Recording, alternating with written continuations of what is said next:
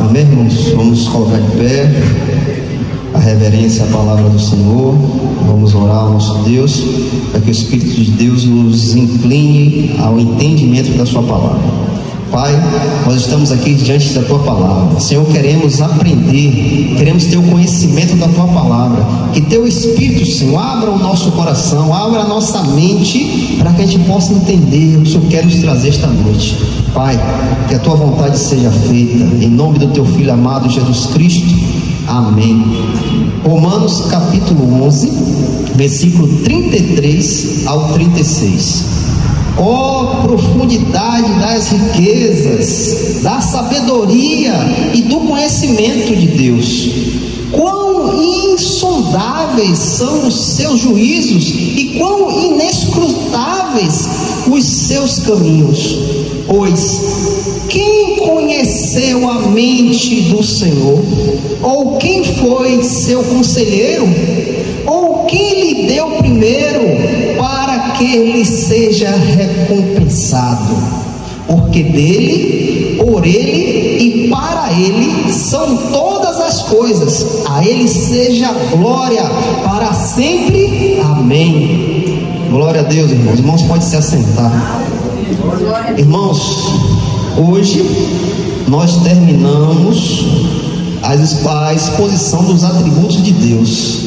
Nós começamos no dia 19/5/2024 e hoje, 9/11/2024, é a última exposição dos atributos de Deus. Expomos este livro, trazemos à igreja cada atributo de Deus. Durante esses 4 meses aí, nós estudamos quem é Deus, né? Nós só vamos conhecer quem é Deus sabendo dos seus atributos, sabendo quem Ele é, tendo intimidade. Só assim conhecemos a Deus.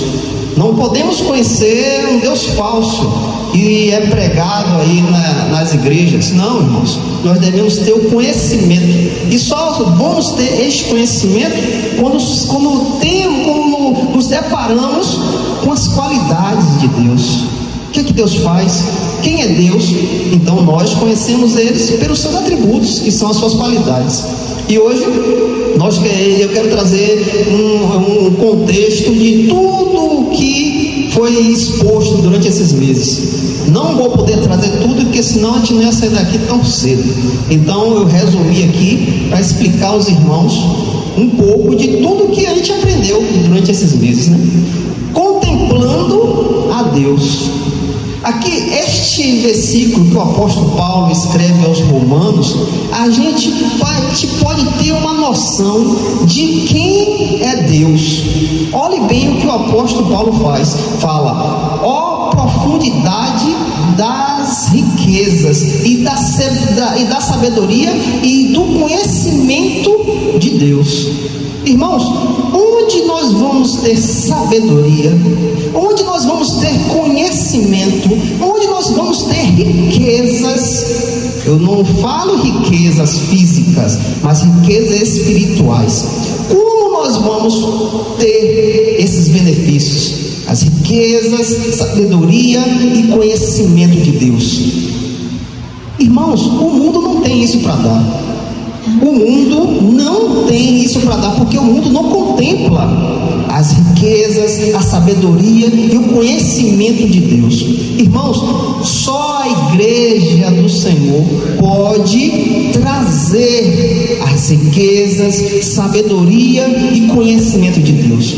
A verdadeira igreja que vive baseada na palavra de Deus, irmãos, essa sim, essa tem o que dar, essa tem o que mostrar aos irmãos, essa tem a riqueza, irmãos, que não é desta terra, é dos céus. Essa tem a sabedoria que vem dos céus, o conhecimento que vem dos céus. Então a igreja do Senhor pode nos trazer esta profundidade das riquezas, da sabedoria e do conhecimento de Deus. E o apóstolo Paulo vem e expõe aos irmãos: ó, quão insondáveis são os seus juízos. O que quer dizer insondável? Que não é sondável, que não pode ser achar o fundo, que não se explica, incompreensível indizível, inexplicável. É uma coisa, irmãos, que ninguém consegue entender. É uma coisa, irmãos, que você não contempla o fundo. É uma coisa que nós não conhecemos. E a nossa mente é muito pequena para a gente entender a Deus, irmãos. Deus é infinito de conhecimento. Quando nós estivermos na glória, na cidade santa, todos os dias nós vamos conhecer a Deus, porque Deus se revelará a nós. E todos os dias nós vamos ter que conhecer um pouco de Deus. E isso, irmãos, é infinito, porque Deus é infinito. Deus não é como a gente já conhece uma pessoa ali, pronto, conheceu, pronto, já sabe o que é, sabe o que não é. Não, Deus é infinito em conhecimento, Deus é infinito em riqueza, Deus é infinito em sabedoria. Então o apóstolo Paulo diz: ó, quão insondáveis são os seus juízos, que não é sondável, que não pode achar o fundo, que não se explica. E o apóstolo Paulo vem nos trazer mais, irmão, quão insondáveis são os conhecimentos, e quão inescruzáveis são os seus caminhos. O que o apóstolo Paulo quer nos dizer? Inescruzáveis, impossível de ser compreendido, investigado ou escrutado, impenetrável, insondável, incompreensível.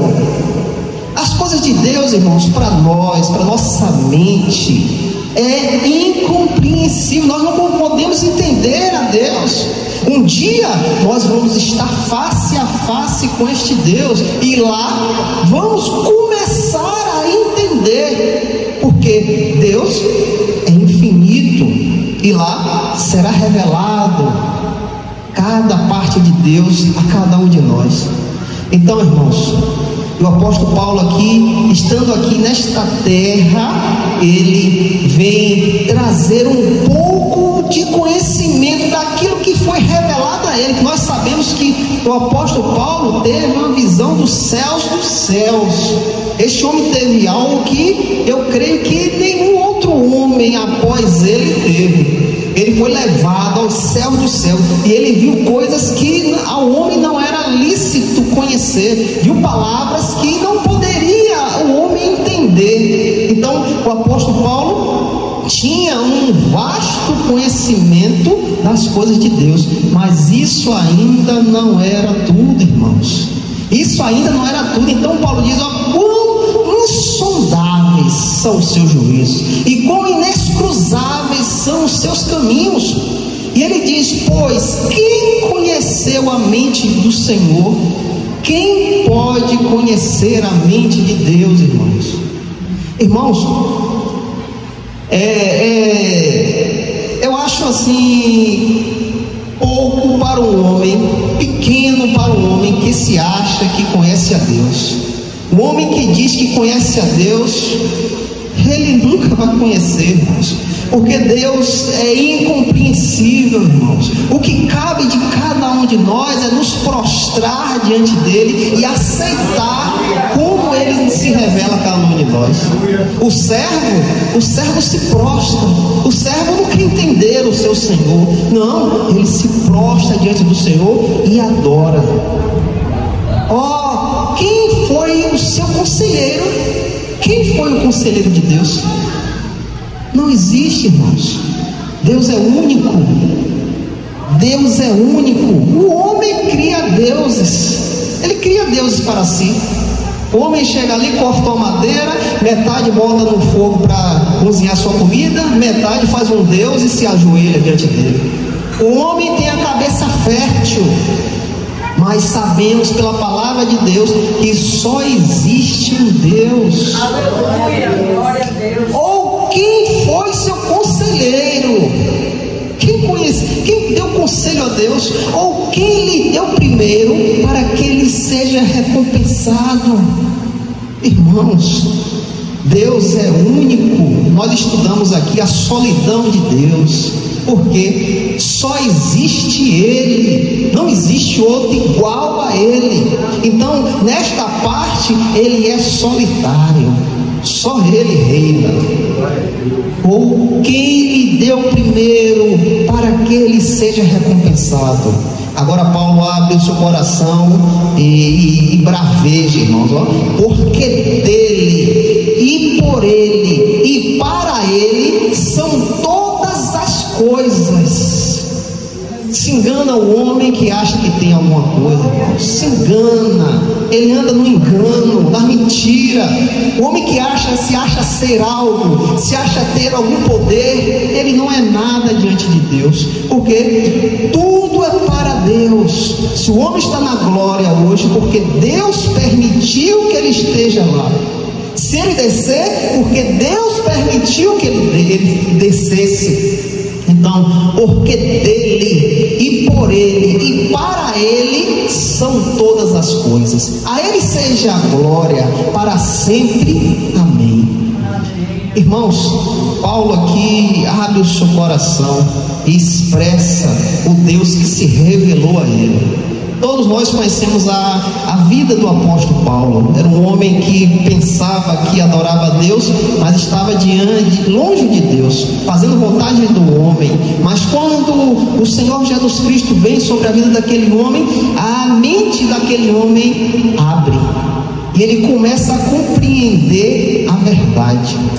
Irmão, todos nós aqui tivemos uma estrada de Damasco. Todos nós passamos pela estrada de Damasco.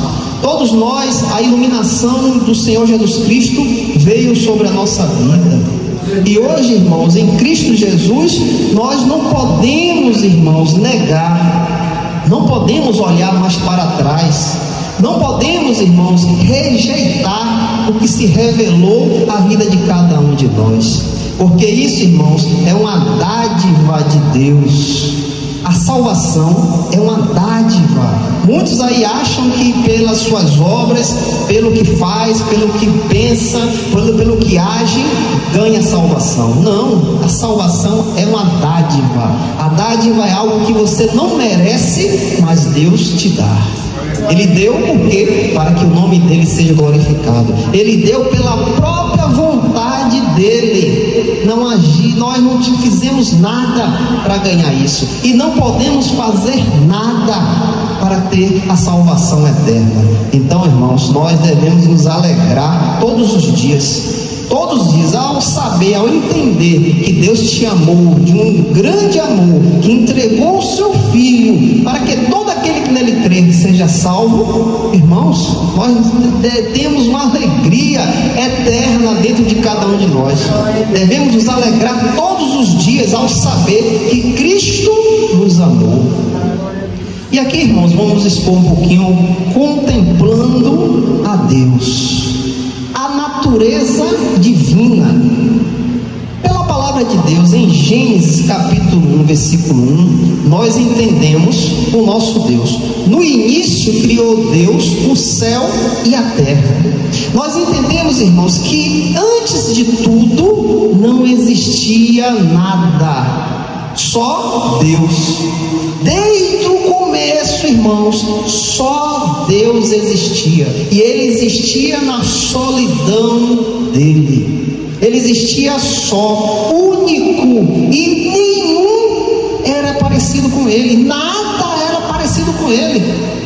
Hoje o homem inventa deuses, mas, irmãos, nenhum desses deuses inventado pela capacidade cerebral do homem é comparado a Deus. E nisso, irmãos, nós lembramos do que nós estudamos aqui, a solidão de Deus, porque Ele é único, Ele é só, a natureza divina dele só existe Ele e mais nada. Então, por que devemos temer outros deuses?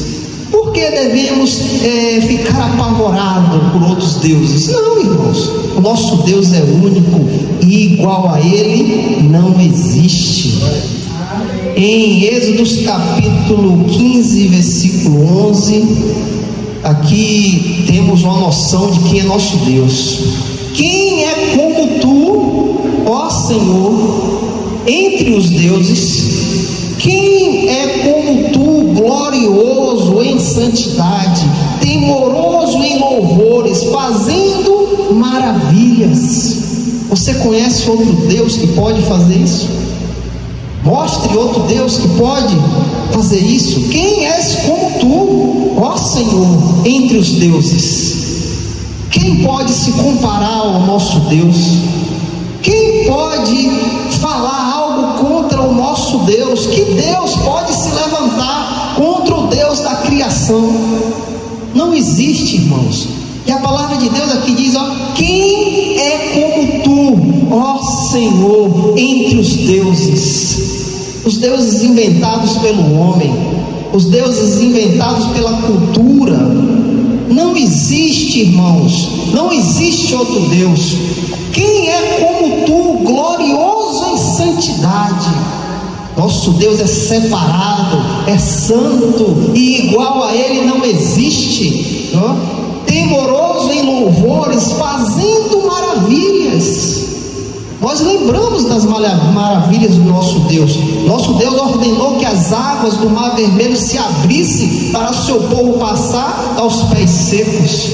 Quem é outro Deus que pode fazer isso? Nosso Deus tirou o povo dele do Egito com a mão forte diante de Faraó. Quem pode fazer?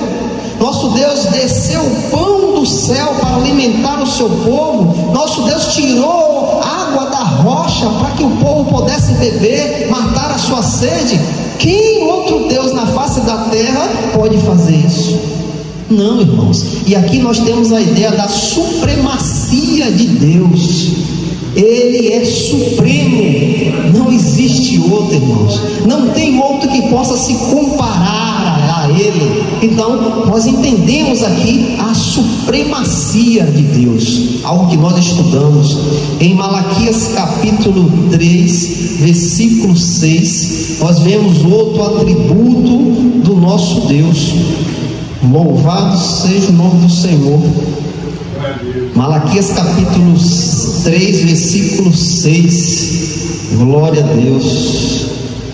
Aqui, irmãos: pois eu sou o Senhor, eu não mudo, pois isto vós, filhos de Jacó, não sois consumidos. Deus aqui, irmãos, nos mostra que Ele é um Deus que não volta atrás. O que Ele fala, o que Ele decreta, está decretado. O que Ele falou está falado, está edificado, está plantado.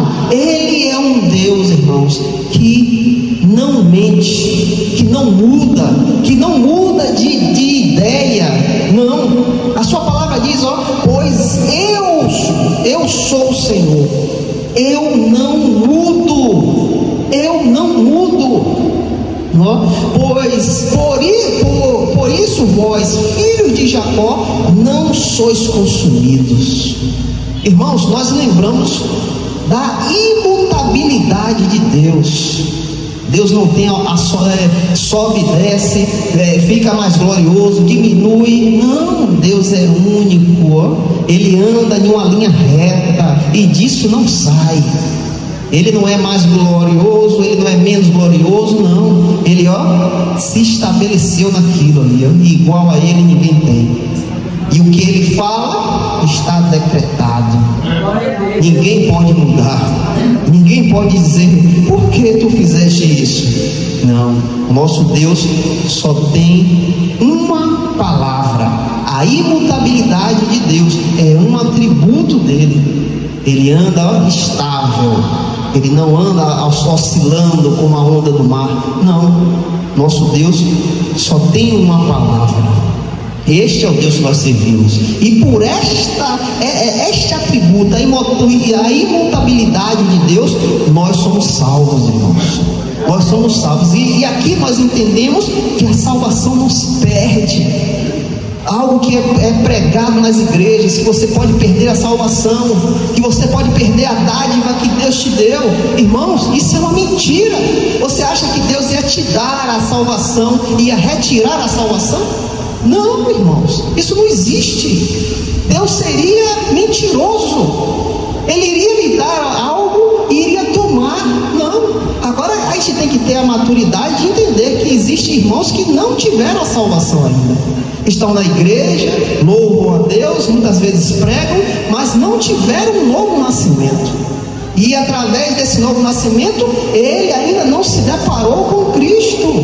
É por isso que nós vemos aí irmãos em Cristo fazer coisas que nós ficamos bestas. Por que fez isso? É um cristão. Muitos escândalos que nós vemos hoje nas igrejas, porque esta pessoa não conheceu a Cristo, irmãos. Porque quando a pessoa conhece a Cristo, não é você que se revela a Cristo. Não, é o Senhor Jesus Cristo que se revela a você. E Ele te dá algo que você não consegue largá-lo. Você é o que o João diz, ó, aquele que é de Deus não peca. Nós vamos pecar, porque não somos perfeitos. Mas o que João quer dizer é que nós não vamos continuar, não vamos nos alegrar no pecado. Ao fato de você pecar, você vai se arrepender, porque o Espírito Santo se entristece e isso lhe traz arrependimento. Mas aqueles que não conhecem a Cristo, eles pecam hoje, pecam amanhã, pecam depois, colocam a cabeça no travesseiro e vai dormir tranquilo. Mas irmãos, aquele que conhece a Cristo, aquele que tem um conhecimento de Cristo, não dado por homens, mas sim pelo Espírito de Deus, um novo nascimento. E isso é algo que muitos cristãos de hoje precisam, nascer de novo. Quando nós nascemos de novo, a nossa mente é transformada. Ocorre, irmãos, uma metanoia, mudança de mente, mudança de direção. Então, como o homem pode dar isso a você? Como a igreja pode te dar isso? Isso é uma dádiva de Deus. Então nós entendemos a imutabilidade de Deus. Quando Ele dá algo, Ele não toma, Ele lhe dá, é seu. A salvação foi nos dada, é nossa. Já temos o penhor da nossa salvação, que é o Espírito de Deus. Ele é o penhor da nossa salvação. É Ele que carimba a nossa passagem para a glória do Senhor. Então, irmãos, é algo maravilhoso quando você nasce de novo, quando a sua mente é transformada pela ação do Espírito Santo. E isso nós contemplamos a imutabilidade de Deus. Deus não muda, Deus não muda. Nós podemos errar, Deus pode nos exemplar com a vara e o chicote, pode sim, porque somos filhos e Ele é o Pai, Ele que sabe o que é bom para cada um de nós. Muitas vezes nós erramos, pensamos coisas que não é para se fazer, fazemos, e o Senhor desce com a vara e o chicote. Isso nos mostra o amor de Deus, porque aqueles que são bastardos são esquecidos. Deus não lembra deles, mas quem é filho, Deus exempla com a vara e o chicote. Isso nos mostra o amor do nosso Deus. Vamos continuar, irmãos. O estudo da divindade. E no estudo da divindade nós temos a onipotência. Onde é que nós encontramos a onipotência? Mateus capítulo 28, versículo 18. Aqui nos fala um pouco da onipotência. Glória a Deus.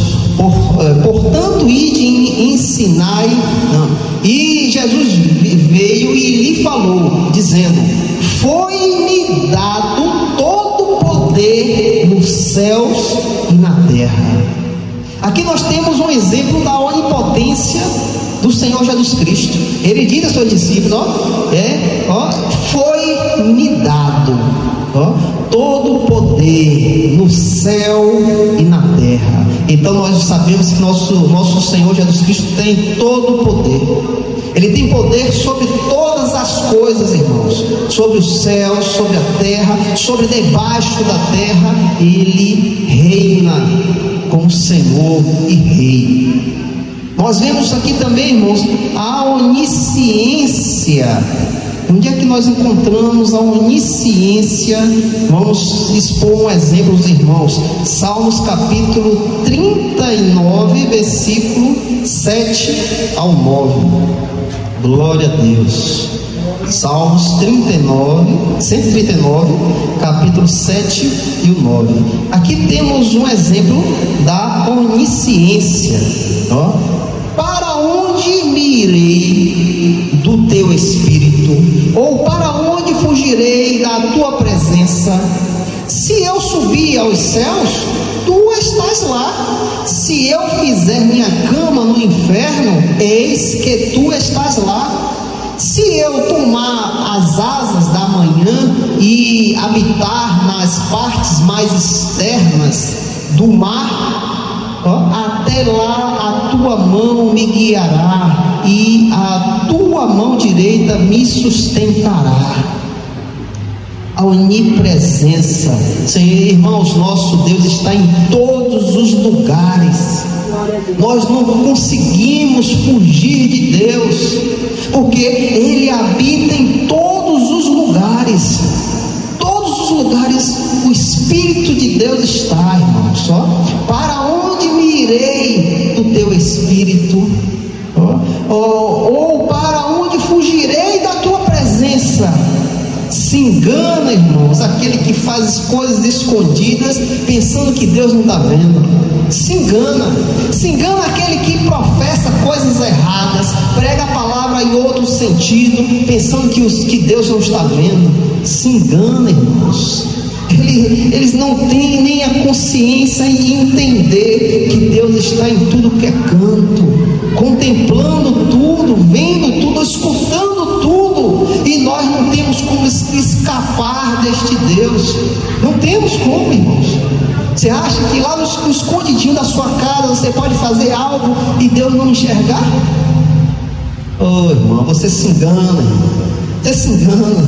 Tudo está diante dos olhos de Deus, tudo está ali perante a Deus. Nada pode barrar a visão de Deus, irmãos. Nada pode barrar a sua presença.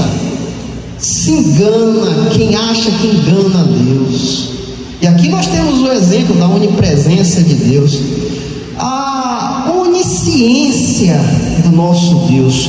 João capítulo 21, versículo 17, nos mostra um exemplo da onisciência do nosso Deus. Louvado seja o nome do Senhor. E ele disse-lhe pela terceira vez: Simão, filho de Jonatas, gosta de mim? Pedro entristeceu-se, porque ele lhe ter dito na terceira vez: gostas de mim? E ele disse-lhe: Senhor, tu sabes de todas as coisas, tu sabes que eu gosto de ti. Irmãos, nosso Senhor sonda os corações, nosso Senhor prova os rins. Não tem como, irmãos, nós escondermos nada do nosso Senhor. Antes mesmo da palavra sair da nossa língua, o Senhor já sabe o que nós vamos falar. Não tem como, irmãos. Pedro aqui, o Senhor estava perguntando a ele, e disse pela terceira vez: Simão, filho de Jonas, gosta de mim? E o que foi? E Pedro entristeceu-se por ele lhe ter dito na terceira vez: gosta de mim. E o que foi que Pedro disse? E ele disse: Senhor, tu sabes de todas as coisas. Não conseguimos, irmãos, esconder nada de Deus. Engana-se aquele que acha, irmãos, que pode esconder algo deste Deus tremendo, irmãos. Este Deus que sonda os corações, vai lá onde ninguém pode ir, irmãos. Vai no fundo do nosso entendimento e sonda as palavras que ainda estão sendo produzidas para sair por nossa boca. Irmãos, quando nós contemplamos quem é Deus pelos seus atributos, nós devemos, irmãos, nos colocar em nosso lugar como cristãos, como homens e mulheres de Deus. Devemos nos prostrar diante deste Deus e adorar, porque igual a Ele não existe outro. Igual a este Deus, irmãos, a gente não pode produzir, não, irmãos. Este Deus é único e nós, como servos dele, devemos adorá-lo, pois ele sonda o nosso coração. Agora mesmo, o Espírito de Deus está sondando os corações. Eu não sei o que está passando no seu coração, na sua mente, mas o Espírito de Deus está aqui, sobre a sua igreja, sondando os pensamentos, sondando os corações. E eu espero que cada coração, que cada pensamento esteja em adoração a Deus, esteja aberto para adorar, para glorificar, para exaltar este Deus que se revelou a cada um de nós, irmãos. É por isso, irmãos, que é necessário que a gente seja santo, irmãos. Ser santo não é melhor, ser melhor do que o outro, não, irmãos. Ser santo é fugir do pecado, irmãos. Fugir de toda aparência do mal, porque temos um Deus que é santo, irmãos, e nós não podemos se achegar diante dele com sujeira, irmãos. Nós não podemos estar sujos diante deste Deus, um Deus que eu não posso ver o que você faz, mas ele vê, ele contempla tudo, irmãos. E a palavra diz que nosso Deus é um fogo consumidor, ele contempla tudo com os olhos de fogo. Irmãos, eu sei que há dificuldades que a nossa mão é incapaz de fazer, eu sei disso. Há coisas que nosso braço não alcança, mas, irmãos, devemos entender que nós temos um Deus, e este Deus aqui que nós estamos expondo aqui não é igual a nada, não é parecido com nenhum Deus formado aí, irmão, deste mundo, não. Este Deus é único e é um Deus que tem poder e autoridade sobre todas as coisas. Algo pode ser impossível para mim, para você, mas para Deus, não, irmãos. Se eu pensar que Deus está com o braço encolhido, eu estou sendo muito pequeno, meu pensamento está sendo minúsculo diante de um Deus grandioso que tudo pode. Então, eu entendendo quem é Deus, eu vou me prostrar diante dele e dizer: Senhor, eu tenho uma dificuldade, eu tenho algo para consertar, Senhor, e eu não me agrado da forma que eu estou, mas, Senhor, eu sei que o Senhor pode agir, eu sei que o Senhor pode fazer, porque nada é impossível para ti. Para mim, meu braço é impossível, minha mão não alcança, mas para o Senhor nada é impossível. Senhor, eu quero te agradar cada dia mais. Senhor, cada dia mais eu quero estar em tua presença, ter a manifestação do Espírito Santo em minha vida. Senhor, eu preciso ser limpo. Limpa-me, Senhor. Eu preciso ser limpo. Lembra daquele leproso que se achegou diante do Senhor? Senhor, se tu quiseres, tu podes me limpar. E o Senhor diz o quê? A tua fé te salvou. A tua fé. A tua fé. Então, irmãos, devemos ter uma fé assim, irmãos. Há coisas que nós não temos como fazer, é impossível, é um obstáculo muito grande, e a gente às vezes tenta, mas não consegue. Mas para nosso Deus, nada é impossível, irmãos. Nada é impossível, então devemos expor tudo a Ele. O apóstolo Tiago diz: ó, tu não tem porque tu não pede. E quando pede, é coisa para o seu ventre, é coisa para você, não é para a glória de Deus. Então, as nossas petições, irmãos, tem que ser para glorificar a Deus. Se eu tenho algo que está me empatando para que eu possa estar mais diante do Senhor, para que eu possa ser um instrumento de Deus, eu tenho que pedir: Senhor, glorifica-te na minha casa, glorifica-te no meio da minha família. Mas, Senhor, eu tenho esse empecilho, limpa diante de mim, tira tudo, para que eu possa caminhar digno diante de teus olhos. Então, irmãos, isso só depende de fé. Lembra da mulher ali com fluxo de sangue? O que foi que ela fez? Já tinha passado por muitos médicos, gastado muito dinheiro, não tinha mais expectativa. Mas o que foi que ela colocou no coração dela? Eu vou tocar só na orla dele, serei curado. Irmãos, é fé, irmãos. Se nós não tivermos fé, nós não vamos agradar a Deus. Não adianta, você está aqui perdendo tempo. Se você não tiver fé, você não vai agradar a Deus. E aquela mulher coloca em seu coração: eu vou só tocar e eu serei curada. Aquela mulher já tinha experimentado assim, vários tratamentos daquela época ali, gastado tudo que tinha, não deu jeito, e estava sem esperança. Mas a fé veio sobre o coração dela: ó, eu só vou tocar. E ela ali vai e toca, e o Senhor sente a fé grandiosa daquela mulher. E o Senhor sente: para, quem foi que me tocou? Mestre, tanta gente aqui ali em cima do Senhor. O Senhor vai perguntar: quem tocou o Senhor? Não, mas esse toque foi diferente. Esse toque saiu de virtude de mim. A fé, irmãos, a fé daquela mulher moveu o Senhor. Lembra daquele centurião? O centurião se achega diante do Senhor: Senhor, cura o meu servo. Não, eu vou na sua casa. Não, Senhor, não precisa só na minha casa, não, porque eu não sou digno da sua presença. O centurião sabia que um judeu não podia entrar na casa de um gentil. Ele sabia: não, Senhor, não precisa, mas diz só uma palavra e ele será curado. E o Senhor se moveu de compaixão ali, irmãos, que aquela palavra que aquele centurião deu, o Senhor disse: ó, em toda Jerusalém eu não vi uma fé dessa, igual desse homem. Então, irmãos, nós temos que viver assim, pela fé. Se nós não vivermos pela fé, nós não vamos contemplar este Deus. Nós não vamos achar que Deus não pode, Deus é inútil, bote Deus na parede e exija de Deus.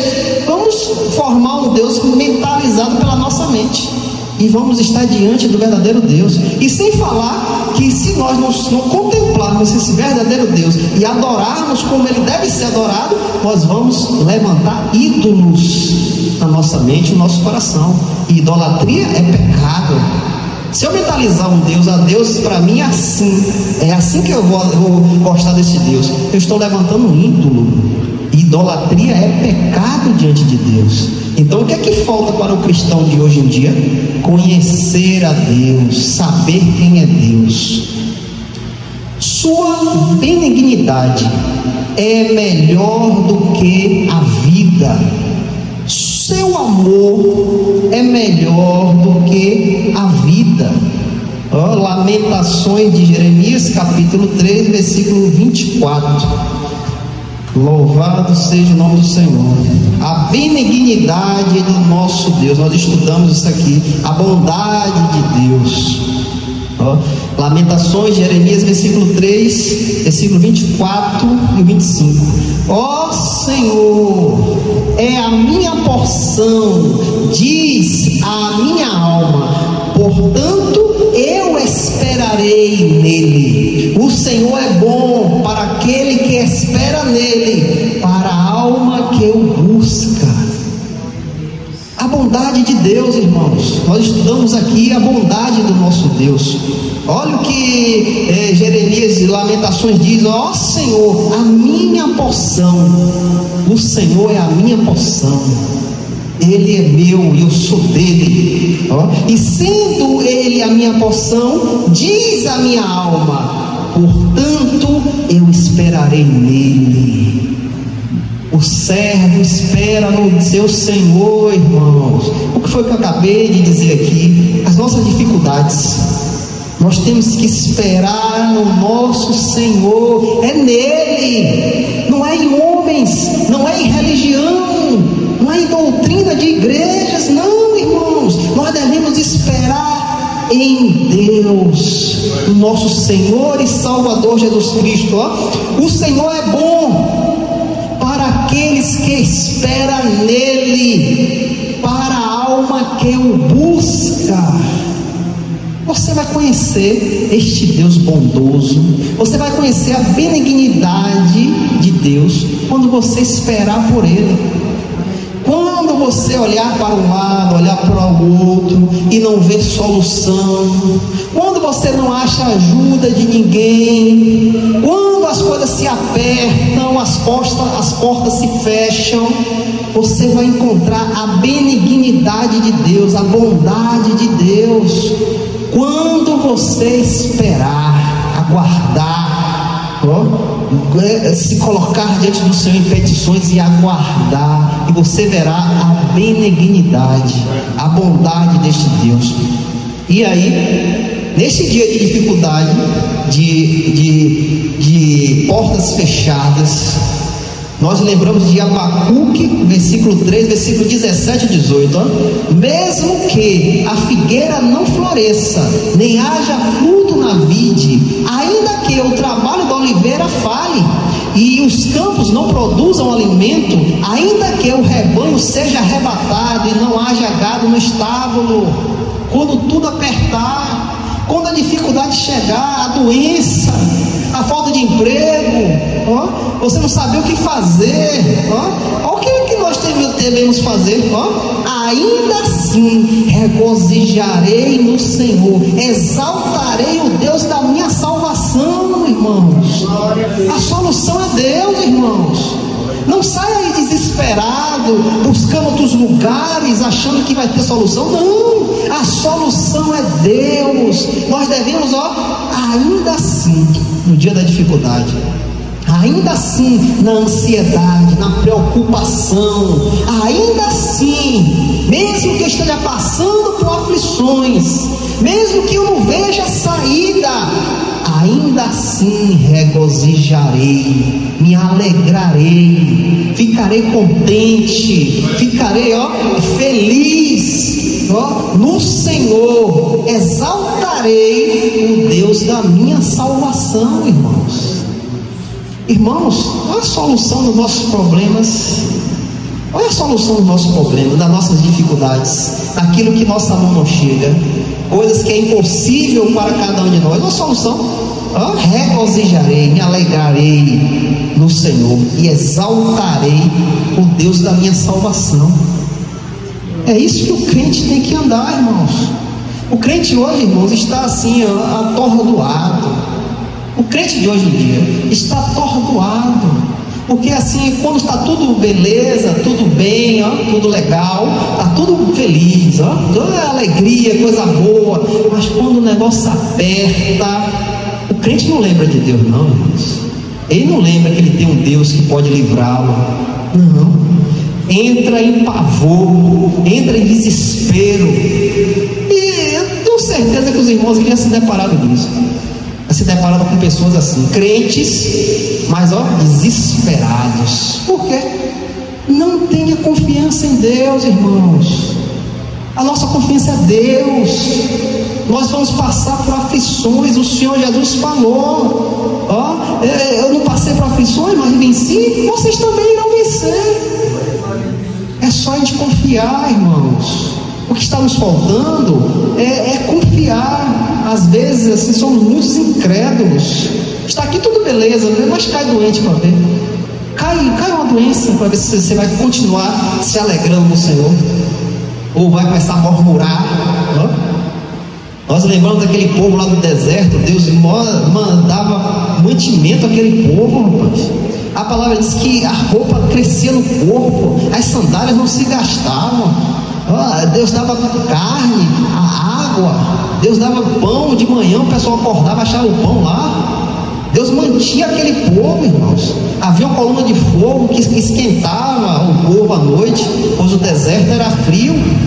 Tinha uma coluna de nuvem que barrava os raios solares, mas aquele povo murmurava, achava ruim. Eu estou lembrando dos pepinos lá do Egito, a cebola, a carne. Aqui só tem pão. E não enxergava a maravilha de Deus, irmãos. Eles não enxergavam por causa da murmuração, a incredulidade. Aquele povo viu o mar se abrir e eles passaram de pé seco. Não passou na lama, não. Passou com o pé seco dentro do mar. A coluna de água ali, eles passando. Eles viram, mas a incredulidade, a falta de fé não move o povo. É isso que nós devemos abrir nossos olhos, irmãos, para que a gente não fique assim, porque dificuldade vai vir, irmão, não adianta, vai vir aperto, Não tem como fugir disso. Estamos no mundo, estamos sujeitos a qualquer coisa, como qualquer outra pessoa. Mas devemos, no dia da dificuldade, lembrar deste Deus e se regozijar no Senhor, exaltar o Deus da nossa salvação, o Deus da criação. Louvado seja o nome do Senhor. O Deus da criação. Você conhece este Deus? O Deus da criação. Ele se revelou a você? O Deus da criação. Daniel capítulo 4, versículo 34 e 35. Aqui foi um grande rei que abriu a sua boca e louvou ao Senhor, um homem poderoso daquela época, que não existia nenhum outro reino maior do que o dele. Nabucodonosor, o rei da Babilônia, era o dominador. Este homem dominava todos os reinos. E este homem, ao fato da incredulidade, invadiu a mente dele e achar que aquela toda a riqueza ele conseguiu com a força dos seus braços. Deus o humilhou. Deus fez aquele homem virar um animal. Aquele homem pastava como um gado, comia mato como um gado, porque ele permitiu que a incredulidade entrasse na sua mente. Ele permitiu se exaltar ao fato de não exaltar a Deus. E Deus aqui é exemplo a este homem.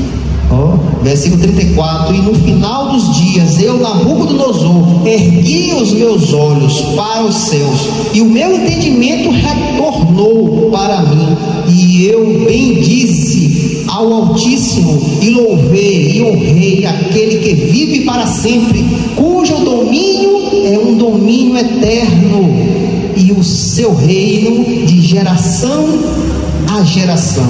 E todos os habitantes da terra são considerados como nada, e ele faz conforme a sua vontade o exército dos céus e entre os habitantes da terra, e ninguém pode paralisar a sua mão ou dizer: o que fizeste tu? Nabucodonosor chegou um momento que ele teve que exaltar a Deus. Ele olha para os céus e a mente dele volta, pois devido à incredulidade dele, Deus fez ele ficar louco. Ele virou um animal. Mas decorrer do tempo, este homem exalta a Deus. Ele olha para os céus, glorifica a Deus, o entendimento dele retorna. E o que é que ele faz?